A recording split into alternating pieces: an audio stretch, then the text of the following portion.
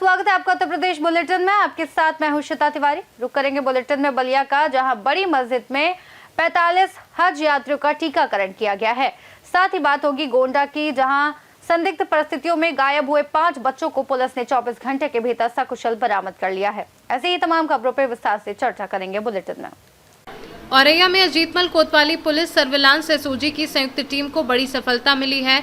संयुक्त टीम ने अजीतमल कोतवाली क्षेत्र के अमावता गांव में हुई हत्या का तकरीबन 72 घंटे में सफल अनावरण किया है। चेकिंग के दौरान पुलिस ने अभियुक्त को गिरफ्तार किया है। खेतों पर रखवाली करने गए किसान मृतक अर्जुन सिंह की हत्या करने वाला कोई और नहीं, उसकी बहन का दोस्त निकला।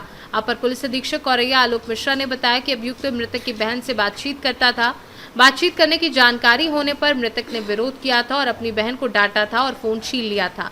इससे नाराज होकर अभियुक्त ने योजना बनाकर किसान अर्जुन सिंह की हत्या कर दी थी। वहीं पुलिस ने आवश्यक कार्यवाही कर अभियुक्त को जेल भेज दिया है। दिनांक 14/2/2026 को कंट्रोल रूम को प्रातः सूचना प्राप्त हुई कि अजीतमल थाना अंतर्गत गांव अमौता में गेहूं के खेत में एक युवक का शव पड़ा है। इस सूचना पर तत्काल अजीतमल पुलिस मौके पर पहुंची। पता चला मृतक का नाम अर्जुन सिंह पुत्र दुर्गा सिंह, उम्र 35 वर्ष, ग्राम अमौता के रहने वाले हैं।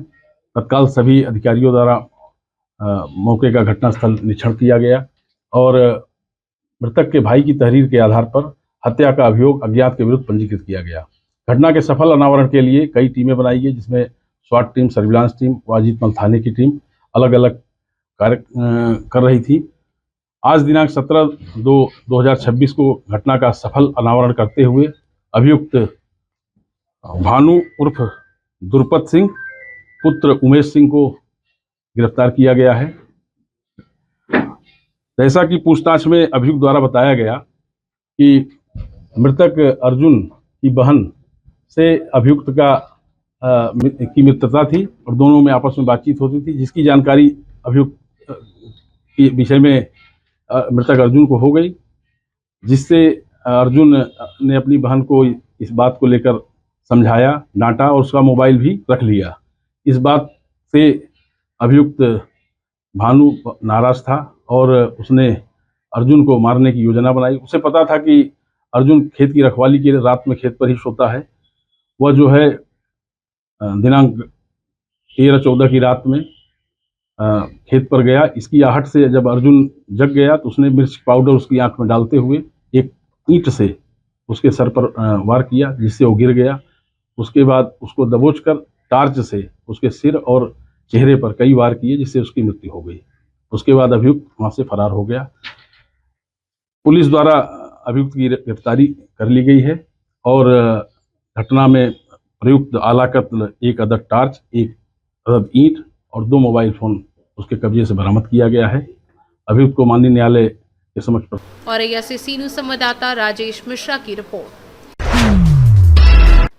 बलिया शहर के गुदरी बाजार में स्थित मदरसा मिफ्ताहुल उलूम बड़ी मस्जिद के सभागार में हज यात्रा पर जाने वाले 45 यात्रियों का नियमानुसार टीकाकरण किया गया। ये स्वास्थ्य शिविर सीएमओ डॉक्टर विजय यादव और जिला अल्पसंख्यक कल्याण अधिकारी आशुतोष पांडे के निर्देश पर आयोजित हुआ। कार्यक्रम में मुख्य अतिथि भाजपा अल्पसंख्यक प्रकोष्ठ के जिलाध्यक्ष और हज समिति के मंडलीय प्रभारी जावेद कमर खां रहे, जबकि प्रमुख हज ट्रेनर हाजी मुमताज अहमद ने वीडियो कॉन्फ्रेंसिंग के माध्यम से हज के अरकान, रस्मों और आवश्यक दुआओं की जानकारी दी। टीकाकरण टीम में डीआईओ डॉक्टर शशि प्रकाश समेत अन्य स्वास्थ्य कर्मी शामिल थे और मदरसा प्रबंधन एवं विभिन्न सामाजिक संगठनों ने भी कार्यक्रम में सहयोग प्रदान किया। हाँ जी, अपने का नाम और परिचय बता दो। हाजी मुमताज अहमद, हज ट्रेनर बलिया। जी, अभी किस तरह का जो है कार्यक्रम की तैयारी चल रही है और क्या है पूरा ये? इस साल 45 लोग बलिया जिला से हज करने जा रहे हैं। पवित्र यात्रा है। कब जाना है? अलग अलग फ्लाइट का डेट है। ये ईद के बाद लोग जाते हैं। तो किस तरह की तैयारी है, कहाँ पर और क्या किस तरह का कैंप लगा हुआ? यहाँ पे जो है बड़ी मस्जिद गुदरी बाजार बलिया में जो है हाजी लोगों का टीका लग रहा है और ट्रेनिंग हुआ है। वहाँ जाने के बाद किस तरह रहना है, क्या क्या करना है, सब अरकान जो है बताया गया है उन लोगों को। तो मेडिकल टीम भी आई हुई है, क्या कुछ है? वैक्सीन लगा है उन लोगों का, मेडिकल भी हुआ है। मेडिकल फिटनेस का मतलब कि सब लोग सही हैं, फिटनेस है। क्या कहना चाहेंगे इस इतने पवित्र जो यात्रा है, इस पवित्र यात्रा को लेकर क्या कुछ कहना चाहेंगे? पवित्र यात्रा को हम तो बताए हैं लैपटॉप के जरिए, आप लैपटॉप के जरिए। बलिया से सीनू संवाददाता आनंद दुबे की रिपोर्ट।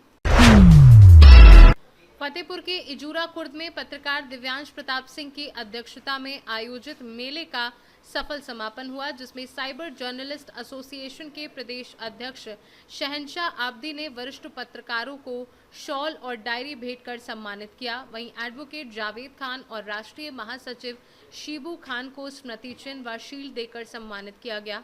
शायर और वरिष्ठ पत्रकार शिव शरण बंधु ने बेटियों के सम्मान पर कविता प्रस्तुत की। ये मेला उस स्थान पर आयोजित हुआ जहां 18 अक्टूबर 2022 को आलू के खेत में पंचमुखी महादेव की मूर्ति मिली थी और इसी से प्रेरित होकर दिव्यांश प्रताप सिंह ने मंदिर निर्माण और धार्मिक कार्यक्रम आयोजित करने का संकल्प लिया। उनके प्रयासों से हिंदू मुस्लिम एकता की मिसाल कायम हुई, जिसमें मुस्लिम वर्ग और बहेरा सादात के वरिष्ठ पत्रकार शहनशाह आब्दी ने भी सहयोग दिया। कार्यक्रम में मेला कमेटी अध्यक्ष भारतीय किसान यूनियन के ब्लॉक उपाध्यक्ष उग्रसेन सिंह और प्रधानपति मनोज कुमार सहित अन्य उपस्थित थे। फतेहपुर से सीनू संवाददाता शहनशाह आब्दी की रिपोर्ट। गोंडा के खोड़ारे थाना क्षेत्र के डडुआ कुतुब जोत गांव में रविवार देर रात शाम गायब हुए 5 बच्चों को पुलिस ने 24 घंटे के भीतर सकुशल बरामद कर लिया। 10 वर्षीय विश्व प्रताप, 7 वर्षीय कृष्णा शर्मा, 5 वर्षीय शिव संत व रिवांशु और 7 वर्षीय रितेश शर्मा घर से लगभग 200 मीटर दूर सरसों के खेत में डरे सहमे बैठे मिले। बच्चों ने बताया कि 7 वर्षीय कृष्णा की खिलौना बंदूक टूटने पर उसकी मां ने उसे डांटने दौड़ी, जिससे कृष्णा डरकर भागा और बाकी बच्चे भी उसके साथ खेत में चले गए। घटना के बाद गांव में हड़कंप मचा और पुलिस, एसओजी टीम, एसडीआरएफ व एनडीआरएफ की मदद से तलाशी अभियान चलाया गया। बच्चों को सामुदायिक स्वास्थ्य केंद्र में मेडिकल परीक्षण के बाद पूरी तरह स्वस्थ पाया गया और परिजन उन्हें गले लगाकर खुशी जाहिर करते नजर आए।